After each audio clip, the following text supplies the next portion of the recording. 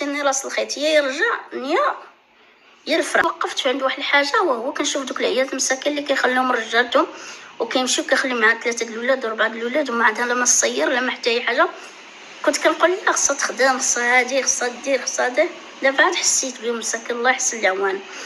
انا قادره الحمد لله، عندي رزيقي قادره، ولكن مساكين هذوك اللي كيمشي الراجل خليهم 4 د الولاد، هذا الله يحسن. وكيمشي الراجل كانه ما كاين حتى اي حاجه، سبحان الله العظيم، كانه سيليباتر، يعني ما مزوج ما والو ما والو، يعني كيمشي ويعيش وهذا. انا ولدي سافر سيمانه لوجده عند خويا، وكنت غنسطى وغنحماق. مشكله بسيطه ولات كبيره ومستعصيه بزاف بزاف. المهم نتمنى انه يوفي بكلمته ويرجع وننهي هذا المشكل، وننهي حتى انا ونمشي لواحد الاتجاه. ولا يقدر يدير خطوه انه يقول لا ولا ما بغيتش ولا هادي ولا نتفارقوا هذا. المهم يعطيني راس الخيط، يا يرجع يا يرفرق صافي. المهم ان شاء الله نجلس حتى رمضان ونشوف شنو كاين ونشوف شنو يرجع ولا لا وهذا.